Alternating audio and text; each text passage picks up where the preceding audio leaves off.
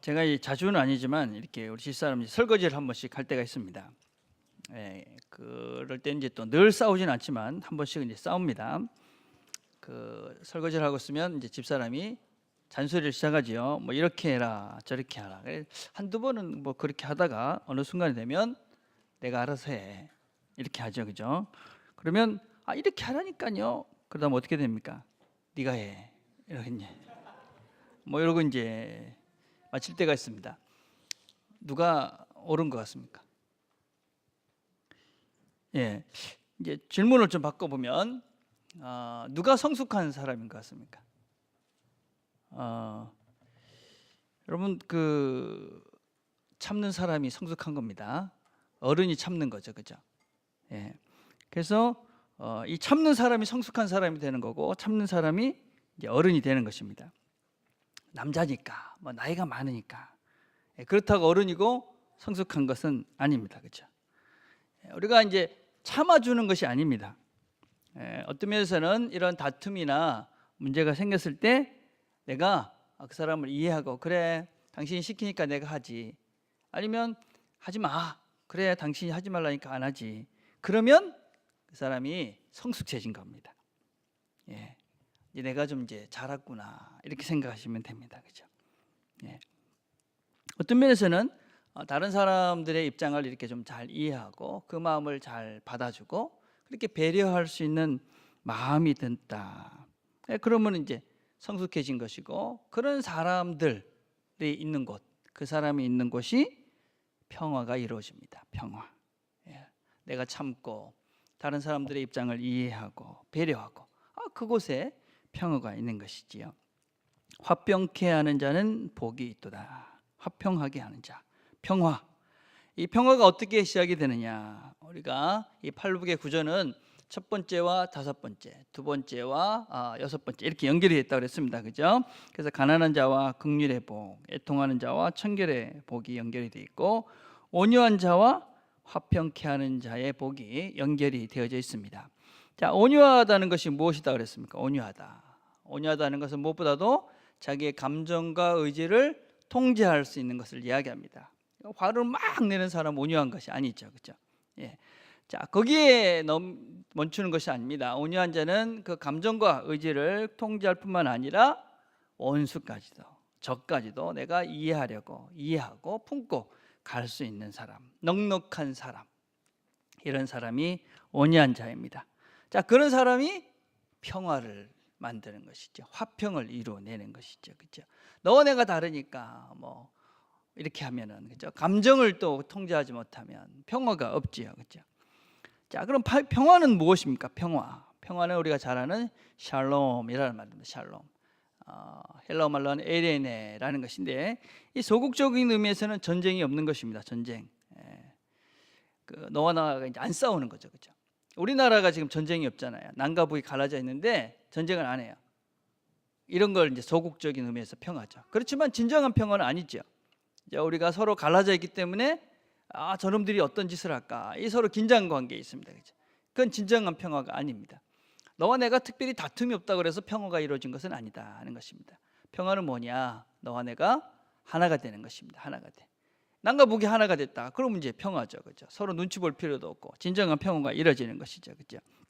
그래서 성경에서 이야기하는 평화라는 것은 너와 내가 하나가 되는 것을 말합니다. 너와 내가 하나가 되는 거, 그렇죠?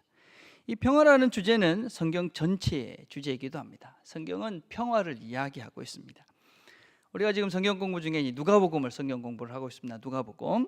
누가복음을 공부하다 보면 우리가 2장에 보면 예수님의 탄생 이야기를 이렇게 시작을 하고 있습니다. 2장 1절에 보면 그때 가이사 아구수도가 영을 내려 천하로 다 호족하라 하였으니, 그때가 어느 시대냐면 가이사 아구수도의 시대다 그렇습니다. 근데 이 가이사 아구수도라는 사람은 누구냐?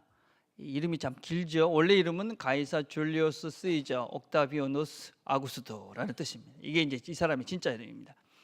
이 사람은 이제 로마가 많은 대전이 있었어요. 근데 그거를 이제 다 정리하고 공화정에서 이제 황제 정치, 황제가 이제 대장이 되는 그런 정치로 만들었던 사람입니다. 근데 이 아고수도라는 뜻은 무엇이냐면 숭고한 자, 존귀한 자, 신의 대리자, 뭐 그런 의미를 가지고 있었습니다. 그러니까 이 사람의 이름의 의미는 정치적이기도 하지만 종교적인 뜻입니다. 그래서 아고수도다라는 말은 성경적 의미로는 메시아입니다. 그리스도, 신의 대리자다라는 의미입니다. 자, 이 가이사 아고스도 시대에 우리는 그 시대의 로마를 팍스 로마다 이렇게 부르는 팍스 로마. 로마의 평화의 로마 시대다 그렇게 부릅니다. 자, 로마가 주는 평화가 있던 시대다 이렇게 우리가 부릅니다. 그렇죠? 자, 로마는 어떻게 그 평화를 유지해 갔느냐?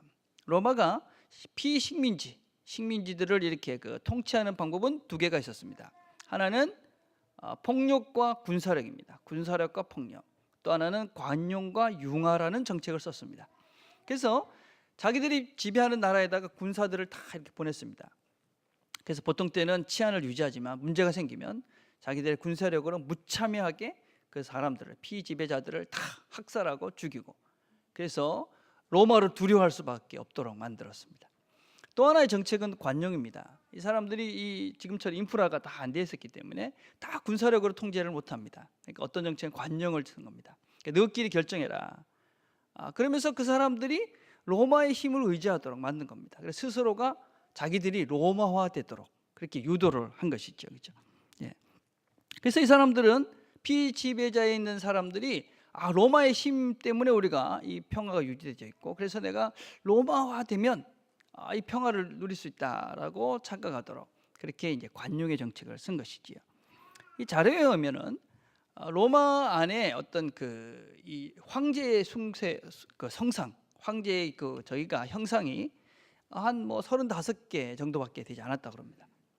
그런데 로마 외에 다른 자기들이 식민지로 삼던 피지배했던 그 지역에는 로마 황제의 성상이 5만 개 정도가 있었답니다. 5만 개. 그러니까 모든 그 피지배자에 있던 그 나라 사람들이 로마의 그 황제의 우상을 만들어 놓고 그 사람을 섬기면서 이 황제가 우리를 평화롭게 만든다. 그러면서 이 로마의 힘이 우리를 평안하게 안전하게 해줄 것이다. 그렇게 믿도록 만들면서 그렇게 힘과 관용의 정치로 이 사람들을 통치했던 시대가 바로 가이사 아구스도 시대 때의 사람입니다. 그 시대입니다. 자, 그때 성경은 그들에게 이렇게 이야기합니다. 그들이 안전하다, 평안하다 할 그때에 임신한 여자에게 해산의 고통이 이른같이 멸망이 갑자기 그들에게 이르리니 결코 피하지 못하리라. 여러분, 로마는 그 당시에 이 로마의 군사적인 그 힘으로 세상을 하나로 만들고, 그래서 그것이 평화다라고 이야기를 했습니다. 근데 과연 그 평화, 그것이 안전이 진정한 안전이고 진정한 평화입니까? 그리고 그것이 얼마나 같습니까? 예. 힘, 폭력. 예. 어제 대한민국에 시위가 있었습니다. 그렇죠? 참 안타까운 일이긴 하지만 어제 일어난 일들을 보면서 참 대한민국 대단하다. 100만 명이 모였습니다. 100만 명.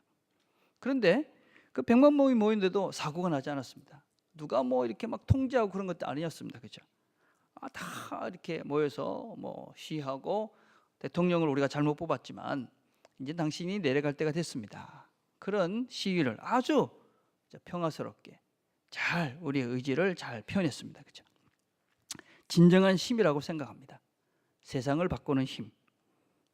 사실은 간디라는 사람이 그랬고 마틴 루터 킹이라는 분이 이런 성경적 원리를 가지고 세상을 바꿔갔습니다. 진정한 힘이죠, 그렇죠? 우리는 어떤 오해를 합니다. 힘, 어떤 폭력 이런 것들이 세상을 바꿀 수 있다라고. 그래서 무슨 핵폭탄을 자꾸 더 만들고, 그리고 뭔가 경제적으로 뭐가 이렇게 커지면 그 속에 진정한 평화가 있을 것이다 착각을 합니다. 근데 그렇지 않습니다. 여러분, 주보에 보면 제가 지아크 알리라는 그 사회학자가 쓴 폭력의 법칙이라는 글을 실어놨습니다. 폭력은 사실은 더 큰 폭력을 부릅니다. 폭력이 평화를 주지 않습니다. 폭력이 안전을 제공하지 않습니다. 폭력. 저는 그 자녀들을 키울 때 부모님들이 자녀들을 때리는 걸 반대합니다. 이거 폭력입니다. 폭력. 폭력이라는 것은 무엇이냐면 어떤 면에서는 상대적으로 아무런 저항을 할 수 없는 상태에 대해서 강압적으로 물리적인 제압을 하는 것을 말합니다. 어린아이들은 사실은 아무런 저항을 할 수가 없습니다. 그거를 내가 내 감정과 내가 생각해서 이 아이에게 물리적인 폭력을 행하는 것이죠. 성경적이지 않습니다. 그것으로 아이가 고쳐지느냐? 그렇지도 않습니다. 세상적인 힘, 그 폭력, 그것으로 진정한 평화는 이루어질 수가 없습니다. 어떤 면에서는 폭력은 더 큰 폭력을 만들어냅니다.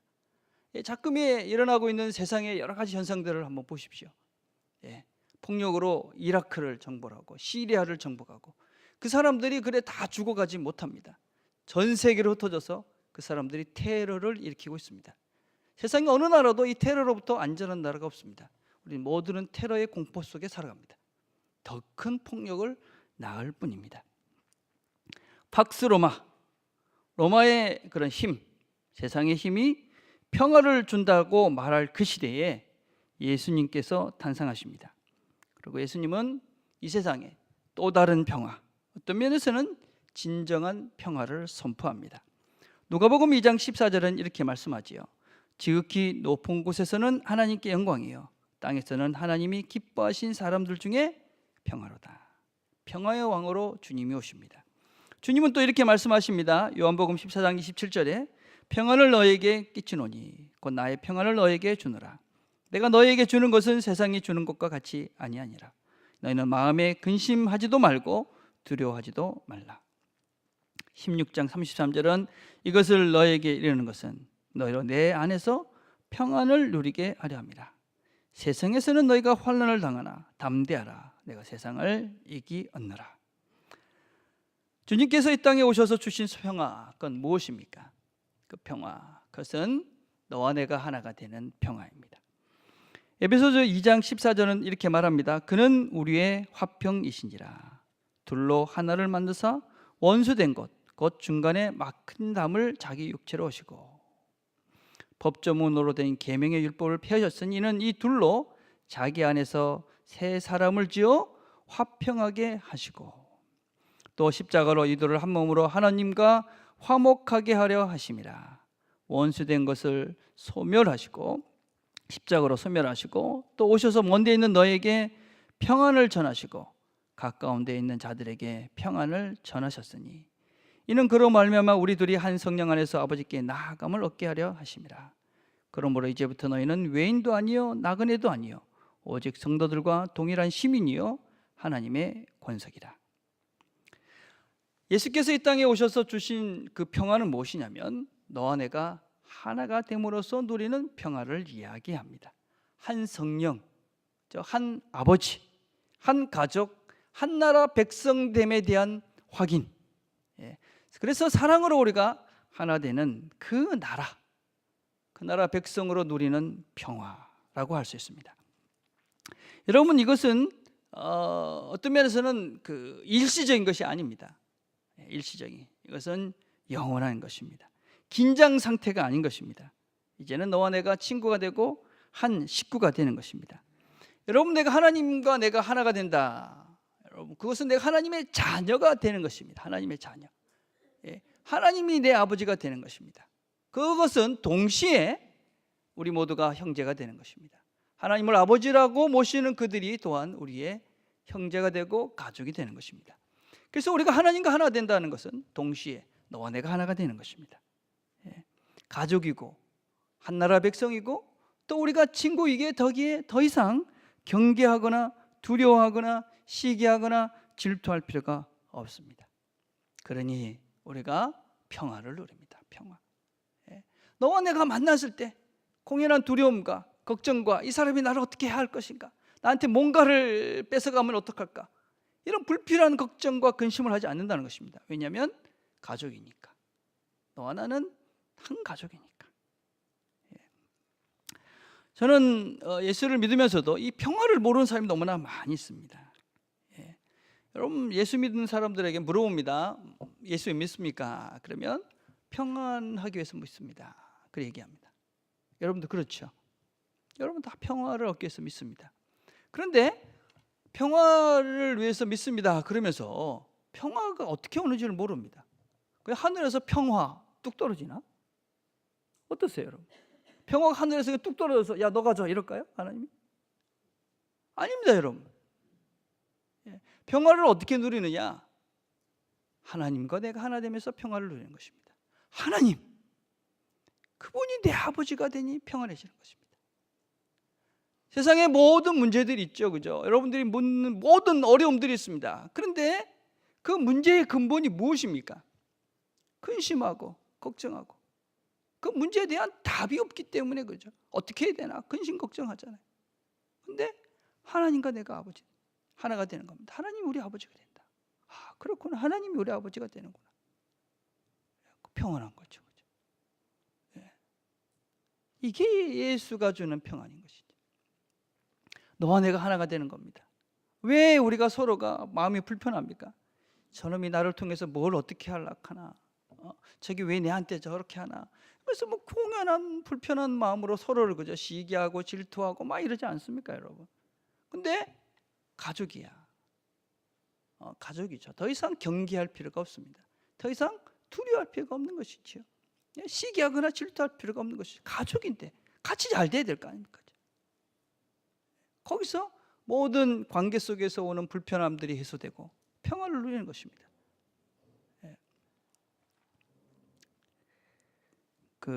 제가 얼마 전에 이제 운전을 하고 이렇게 가는데 저 앞에서 어떤 분이 운전을 하는데 보니까 운전이 영 속도가 늦는 겁니다. 차들이 이렇게 쭉 따라가는 거예요, 그죠?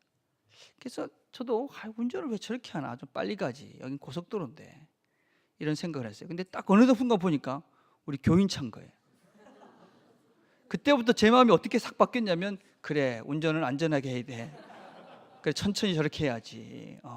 그래, 그 다른 사람들이 막 이렇게 운수 보면 제가 뒤에 가가지고 천천히 같이 갔었어요. 우리 편, 내 가족이 된 거죠. 내 가족. 이상하죠, 그죠? 그 전까지 불편했던 마음이 순식간에 안심이 되더라니까. 천천히 가야지. 그래, 빨리 가면 어떡해. 여러분, 이게 평화입니다. 평화. 저 사람과 내가 하나 되는 것. 여러분들이 정말 예수 그리스도 안에서 저 사람과 내가 하나구나, 저 사람과 내가 한 가족이구나, 그러니까 저 사람이 정말 잘 됐으면 좋겠구나, 이 마음이 들어야 평화가 시작됩니다. 이 마음이 하나님이 주시는 평화입니다. 마음속에 미움과 질투와 이런 것들이 가득한 상태에서 하나님 평화를 주십시오. 자, 그래서 이 평화는 누가 누리느냐? 이 평화는 구원의 결과물입니다. 하나님을 아는 자들이 누리는 것입니다. 여러분, 누가복음에서만 봐도 이렇습니다. 누가복음 1장 77절에 보면 주의 백성에게 그 죄사함으로 말미암는 구원을 알게 하리니, 79절에 보면 어둠과 죽음의 그늘에 앉아있는 자에게 비추고 우리 발을 평강의 길로 인도하시리로다. 어둠의 길에서, 죽음의 길에서 죄의 삶으로 말면 구원을 시작이 됐을 때 평강이 시작이 됩니다. 평강의 발들을 옮겨갈 수 있는 것입니다. 주님께서 오셨을 때 이렇게 말씀했습니다. 지극히 높은 곳에서는 하나님께 영광이요, 땅에서는 하나님이 기뻐하신 사람들 중에 평화로다. 하나님을 아는 자들이 누리는 평안입니다. 2장 29절과 30절에는 이래 말합니다. 주제여, 이제는 말씀하신 대로 종을 편안히 놓아주시는도다. 내 눈이 주의 구원을 보았사오니. 주의 구원을 보고 나니 평안해지는 것입니다. 예수께서 이르시되 따라 내 믿음이 너를 구원하였으니 평안히 가라. 평안은 하나님의 자녀들이, 하나님을 아는 사람들이, 구원의 길에 접어든 자들이 누릴 수 있는 축복입니다. 하나님을 알기 때문에, 하나님 우리 아버지니까 내가 평안할 수 있는 것입니다. 이 모든 문제보다 더 크신 하나님. 그래서 내가 하나님 그러면 괜찮아 이렇게 되는 거죠. 우리 모두가 한 가족이 된 것들을 확인하니까 평안해지는 겁니다. 그전에는 오해하고 그저 쓸데없이 경계하고 걱정하고 막 그랬는데, 아이 가족인데 제가, 세상 우리 식구인데 내가 사랑해야 될 사람인데. 그러니 그전에 이해 안 됐던 것도 이해하려고 애를 쓰는 거죠. 그죠? 예. 여러분, 우리 자녀들을 봤을 때 부족한 걸 보면 어떡합니까? 저 왼수 잘라버리자. 그렇지 않죠. 너 집 나가. 그러지 않잖아요. 그죠? 어떻게 하든지 이해하려고 애를 쓰고, 어떻게 하든지 같이 자라보려고 애를 쓰고, 도우려고 애를 쓰는 거죠. 가족이니까. 그죠? 예. 그래서 우리가 예수를 알고 하나님을 아는 자들은 평안을 누립니다. 예. 평안을 누리죠. 자, 그런데 어떻게 우리가 이 진정한 평화를 누릴 수 있는가? 예. 먼저 우리가 성경이 말하는, 주님이 말하는 평화의 본질은 외적인 것이 아닙니다. 내적인 평화입니다. 내적. 예, 우리 이 평화는, 성경이 말하는 평화는 어떻게 얻습니까? 믿음입니다. 사랑입니다. 이런 것도 눈에 보이지가 않습니다. 그죠? 예. 우리가 바깥으로 여러분들이 서로 그냥 잘 지냈어요 해 웃는다고 그래서 평화롭지 않죠. 예, 겉으로 드러나는 것이 진심은 아니시잖아요. 그죠? 진짜, 예, 진짜 믿음이 있느냐, 진짜 사랑이 있느냐 하는 것입니다. 예, 그건 내적인 것입니다. 마음의 문제입니다. 진심의 문제입니다. 진실의 문제이죠. 그죠? 여러분, 왜 근데 평화가 없습니까? 평화가 왜 없습니까? 예, 야고보 선생님이 이렇게 이야기합니다. 4장 1절에 너희 중에 싸움이 어디로부터, 다툼이 어디로부터 나느냐? 너희 지체중에 싸우는 정욕으로부터 나는 것이 아니냐? 영어 성경에는 You want your own way라고 얘기합니다. 네 마음대로 하고 싶은 것, 네가 좌지우지하고 싶은 것, 다른 사람들을 컨트롤하면서 지가 하고 싶은 것을 하려고 하는 그 마음, 그것이 deep inside yourself, 네 마음 깊은 곳에 있는 그것들을 보라고 말씀합니다. 우리가 평화를 왜 못 누리느냐? 다른 것이 아닙니다. 우리 마음속에 있는 이기적이고 자기 마음대로 하고 싶고 자기 뜻대로 하고 싶고 다른 사람들을 자기 마음대로 컨트롤하려는 이런 우리 마음 깊은 곳에 있는 그 죄, 그 욕심, 그 이기심, 그것이 우리로 하여금 다툼을 만들고 평안을 얻지 못하게 합니다. 사람들은 이렇게 이야기합니다. 어떻게 하는 것이 옳다, 이렇게 하는 것이 성경적이다, 이렇게 하는 것이 정의다, 사랑이다. 말은 그렇게 하지만 그건 표면적인 것이죠. 진짜 옳고 진짜 성경적이고 진짜 정의를 말하는 것이 아니라 그 마음 깊은 곳에 있는 자기의 그런 이기적인 그 욕망, 그 이기심, 그거를 숨기고 드러날 때는 이게 옳지 않느냐, 이게 성경적이지 않느냐, 그런 식으로 우리는 가면을 쓰죠. 그렇죠? 결국 그것은 다툼을 만듭니다. 그건 싸움을 만들 수밖에 없는 것이죠. 그 마음속에 자기 마음대로 하려는 것이 있으니 어찌 싸움이 안 일어나겠습니까? 자, 더 안타까운 것은 무엇이냐면 사람들이 자기의 그 속마음을 못 본다는 것입니다. 못 본다. 그 속에 자기가 그것이 있는 것도 모르는 것이죠. 그렇죠? 뭐 문제의식이 있어야 이게 뭐 수정이 될 것인데 그 문제를 못 보니까 해결점도 찾을 수 없습니다. 안타까운 것입니다. 여러분, 내적인 쉼이 필요하고 골방이 필요합니다. 자신을 고요 속에 놓는 시간들, 공간들이 반드시 필요합니다. 이 사막의 교부들의 책에 보면 이런 이야기가 있습니다. 우리의 내면은 흐르는 물과 맑은 물의 차이가 있다, 그런 얘기를 합니다. 흐르는 물과 맑은 물, 흐린 물과 맑은 물, 흐린 물. 우리 모두는 사실은 다 내면에 다 상처가 있죠. 아픔들이 있습니다. 우리 모두는 다 문제들이 있습니다. 그죠?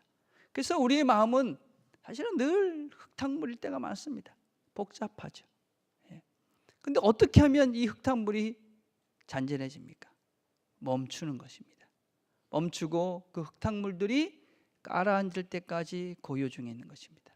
그러면 우리의 얼굴이 보입니다. 그럼 우리가 우리 자신을 볼 수가 있습니다. 흙탕물 속에서 아무리 나를 보려고 해도 사실 우리는 얼굴이 안 보입니다. 그렇죠? 그러나 멈춰서서 고요한 시간을 가지며 우리의 모든 것들을 멈춰서는 순간 우리의 근심과 걱정과 상처와 이런 것들이 가라앉습니다. 그러면 우리는 우리 자신의 얼굴을, 우리의 진정한 모습을 볼 수 있는 시간들을 갖게 됩니다. 여러분 참 우리가 그냥 말을 안 하는 것을 이야기하는 것이 아닙니다. 말을 안 하는데 어떤 사람은 겉으로는 침묵을 지키는 것 보이지만 마음속으로는 남을 정죄하고 비난하고 욕하고 있습니다. 그래, 넌 얘기해봐라. 이 사람은 끝없이 짓거리고 있는 것이죠, 그죠? 내면의 침묵을, 이 사람은 절대로 자기를 볼 수가 없습니다. 진정한 침묵은 자신을 보기 위해서 모든 것들을 멈춰서고 자신을 보는 겁니다. 나를. 기도 시간에 와서 기도한다 그러면서 다른 사람만 어떻게 잔머리 쓸 것만 생각하고 자신을 안 봅니다. 여러분, 자신을 돌아볼 수 있는 고요함, 골방이 필요합니다. 우리 속에 있는 그 자기 마음대로 자기의 욕망들을 추구하면서 그것들을 추구하고 있는 속 사람의 것들을 봐야 됩니다. 여러분, 그 욕심이 죄가 되고, 그 죄가 어떻게 됩니까? 죽습니다, 여러분. 그래서 처음엔 그 욕심으로 끝나는 것 같지요? 아닙니다, 여러분. 죄를 짓고 결국은 다 단절을 합니다. 그 욕망들이 결국은 너와 나 사이에 관계들을 단절하고 그 관계들을 다 죽여버립니다. 결국은 나는 혼자 남게 됩니다. 우리 속에 있는 그 이기적인 나, 내 마음대로 하고 싶은 그 욕망, 그것들을 보고 그것을 수정하지 않으면 우리는 결국은 죽습니다. 다 죽을 수밖에 없습니다. 성경은 그래서 이렇게 이야기합니다. 하나님을 가까이 하라. 그리하면 너희를 가까이 하시리라. 죄인들아, 손을 깨끗이 하라. 두 마음을 품은 자들아, 마음을 성결하게 하라. 두 마음.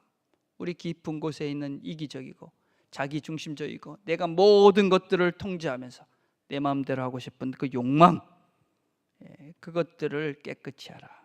하나님께로 나오라 이야기합니다. 여러분, 그것들을 봐야 됩니다. 그것들을 보고 그것을 회개하는 겁니다. 그것을 회개하는 것입니다.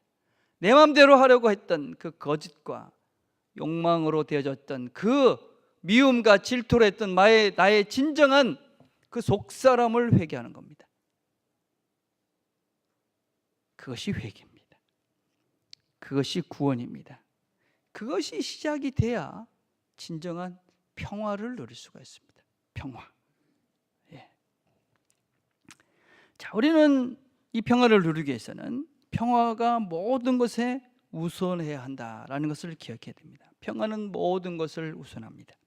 그럼 마태복음 5장 23절과 24절에 보면 그러므로 예물을 제단에 드리려다가 거기서 내 형제에게 원망 들을 만한 일이 있는 것이 생각나거든 예물을 제단 앞에 두고 먼저 가서 형제와 화목하고 그에 와서 예물을 드리라. 예물을 드리러 왔는데 누구하고 내가 원망 들을 만한 일이 생각이 나는 겁니다. 누구하고 싸움 상태가 있는 겁니다. 내가 나쁜 짓을 한 겁니다. 내가 못된 짓을 해서 형제의 마음을 아프게 한 겁니다.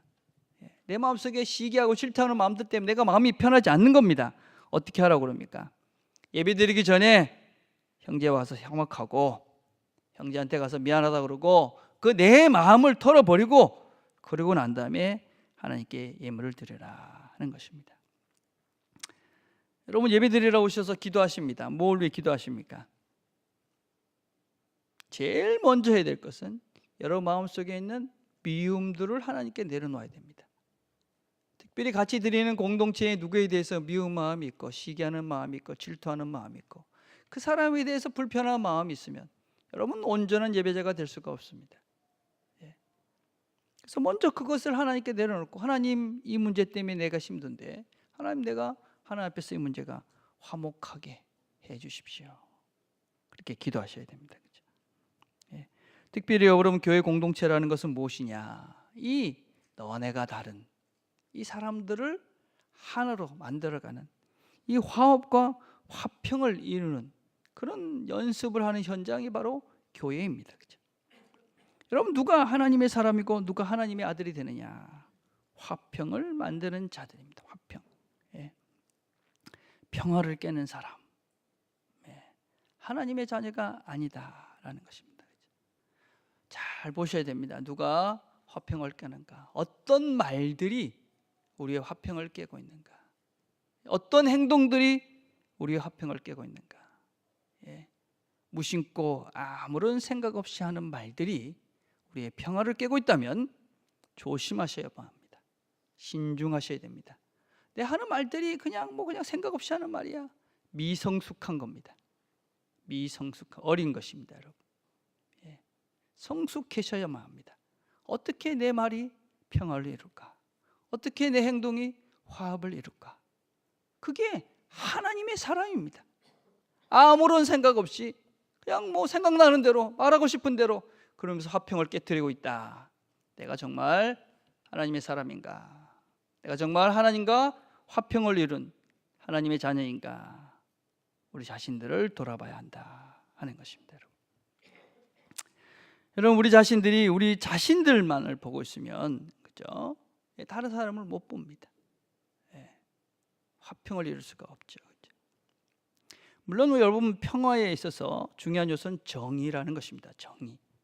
옳아야 되잖아요. 그죠? 옳아야 돼. 바른 것입니다. 그러나 사랑을 전제로 하는 것이 정의입니다. 정의에 사랑이 없으면 진정한 정의는 아닙니다. 근데 사랑을 전제라는 정의는 화평을 깨트리지 않습니다. 여러분이 누구가 정말 바르게 하고 싶은데 사랑하는 마음으로 바르게 하면 화평이 깨지지 않습니다. 사랑이 없기 때문에.